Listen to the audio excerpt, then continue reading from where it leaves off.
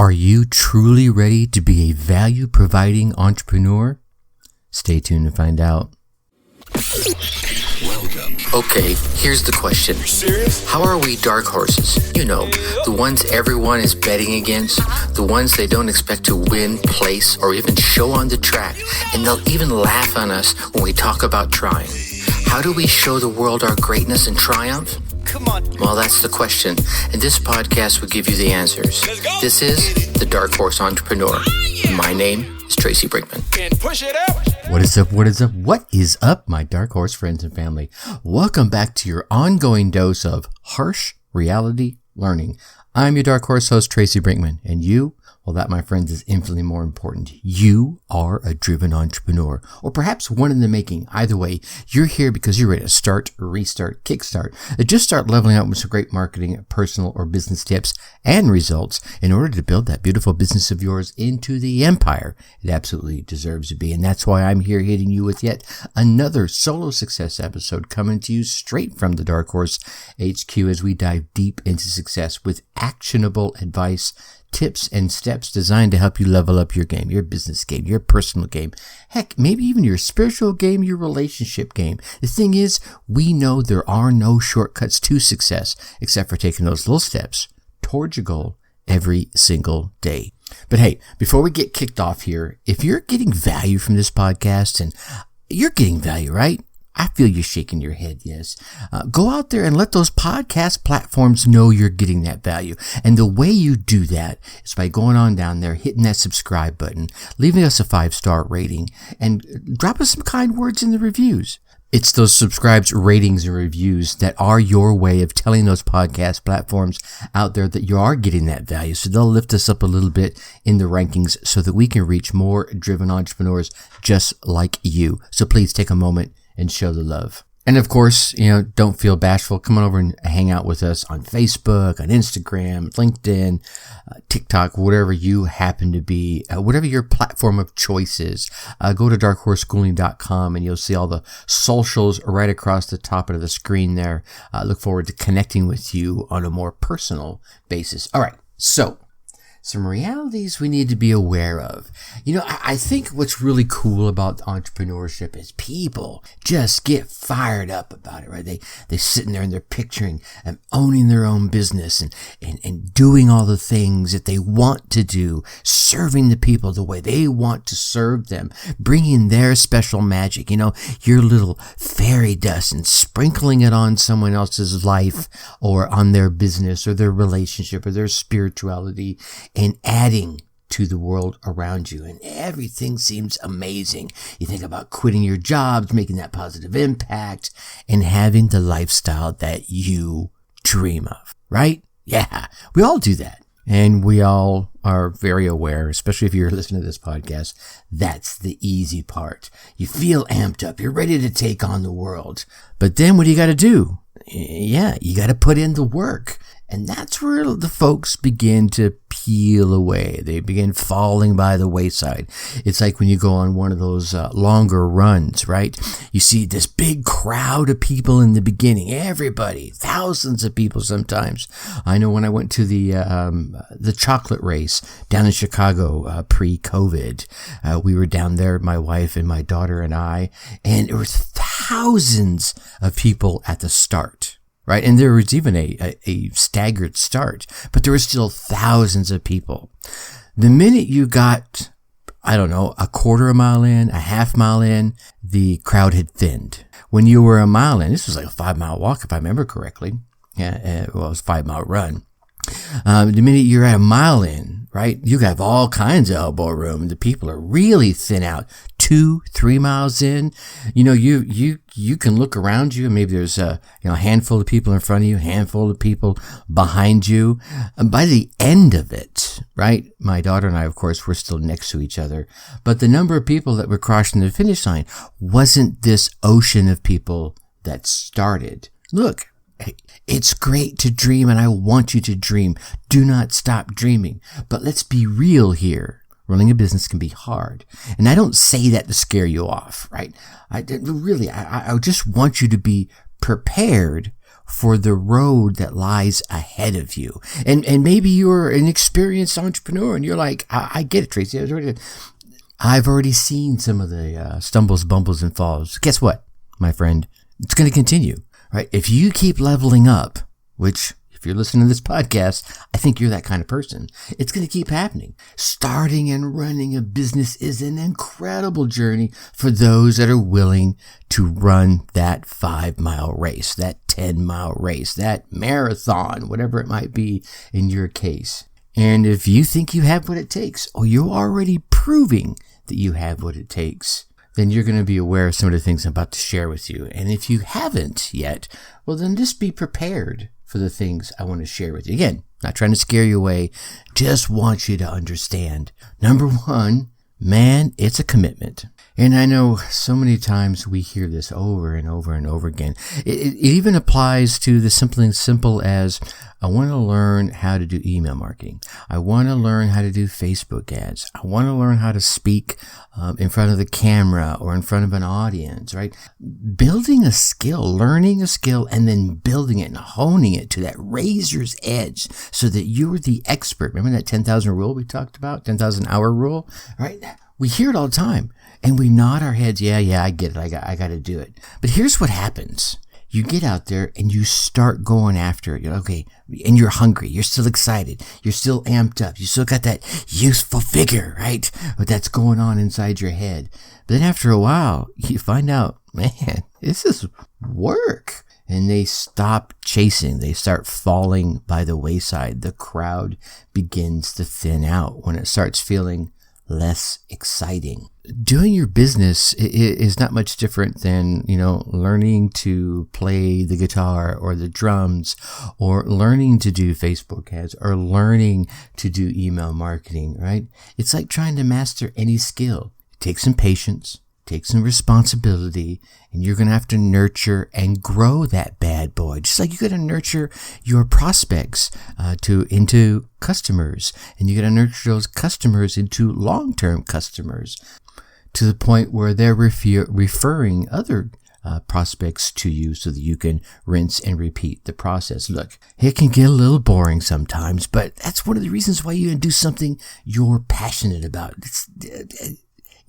It's not all about the money. Don't get me wrong. Money's good, right? You've heard me say it a number of times. Old Zig says it best. Money ranks right up there next to oxygen. But if you're going to be going after the money anyway, you may as well go after the money doing something that fires you up inside.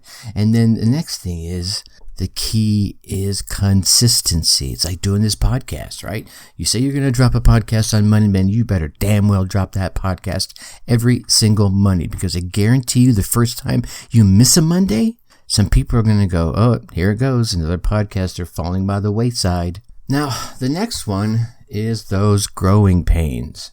I think one of the things I hear the most is, all right, I know in the beginning, I got to work. I got to get through all the hardships of getting this bad boy off the ground. And I don't disagree with that. I think it's very true. It's like pushing a car, right? For any of us who were around in the 70s, there was a lot of that happened, or at least it did for me anyway. But, you got to grunt, and you got to groan, and you got to just exert. You feel every single muscle in your body tighten up to get that 2,500 pounds of metal, Detroit steel, just inching forward. But once it starts moving forward, then it gets a little easier. But here's the thing. The minute you stop exerting that effort that you're using to keep it moving forward, then it gets harder again.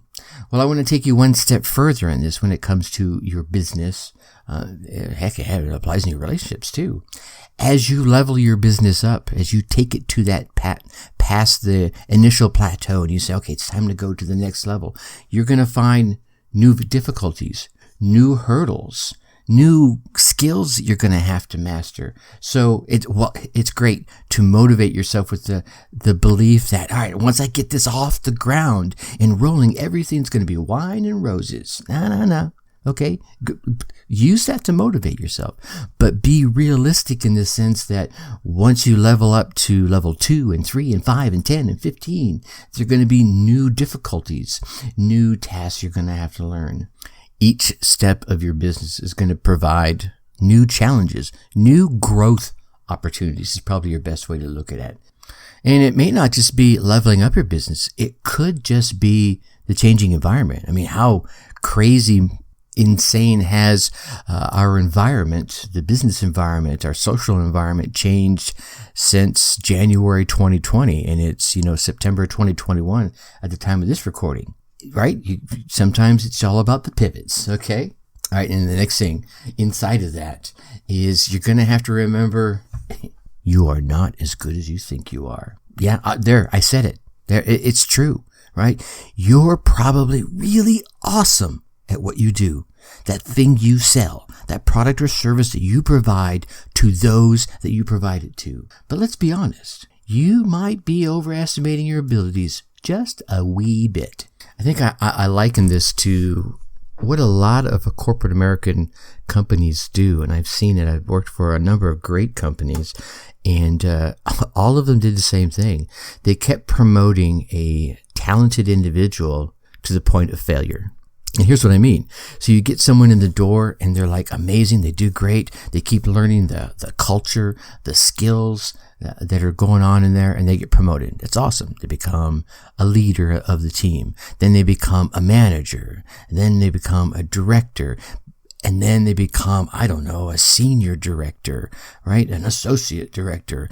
But they keep getting promoted until they reach that point where their knowledge doesn't quite fit the role that they're in. So they get promoted to the point of failure. And that's the downfall, because now they're out there trying and attempting to do a role that they're going to fail at because their current skill set is a level, maybe even 2, below them. And that's okay. It's completely normal, and it's part of the process.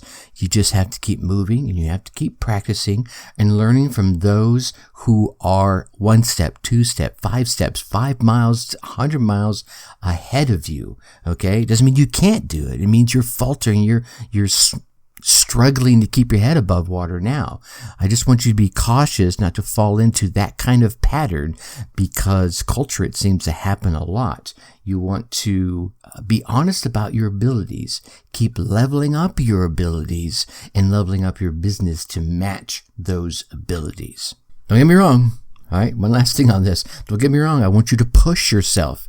If your skill set is at level 5 and you push your business to level 6, that's okay, as long as you're bringing your skill set up to match that level 6. However, if you push your business to level 9 and you're still at level 5 in your skill set, you're going to start seeing some serious faltering in your business or your relationship, however you're planning it. Which leads right to the next point. You're going to learn a lot of things in your entrepreneurial journey, especially in the beginning, because most entrepreneurs they're solopreneurs, right? You're going to have to wear all the hats. You're going to put on the salesman hat. You're going to put on the operations hat. You're going to put on the customer service hat. You're going to put on the marketing hat. You're going to manage all the aspects of the business yourself. You're going to learn a lot about yourself and the business in the process. And some of those learnings are going to come from just doing, just getting in there, getting your hands dirty, mucking it up. And other times it's going to learn from the stumbles, the bumbles, the falls, the face plants that you do as you attempt these new activities. Maybe they're not even new activities. You attempt to stretch your entrepreneurial muscle. And plus, you're going to learn a lot by reading, right? Books, articles, listening to podcasts. Hello, you hear me? Okay. Going to those seminars and talking to your peers. And here, as you've heard me say in other episodes, reaching outside of your industry and looking for tools and techniques that you could tweak and modify slightly to make it work in your industry. And last but not least, everybody, you will feel like giving up. you know what? I could not do an episode like this without just dropping some honest truth on you. And you've heard probably every single one of my guests at some level express how they were right about to just throw in the towel, right? That's it. I'm done. I can't do this, right? There's going to be a point. It's going to be you. You will question the very business you're in. You will question all the time and maybe all the finances and all the struggles that you have put forth. You're out there pulling your hair out. I have a big old bald spot. Okay, that's not for me pulling my hair out. That's genetics. Anyway, you're going to want to quit. The difference is going to be you're the dark horse entrepreneur that says, you know what? Tracy told me I'm going to feel like this.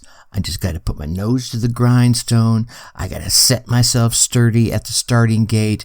I got to wait for that thing to bust open, and I got to run my race. I need to get my results and keep pushing forward so that I can hit that finish line, win, place, or show.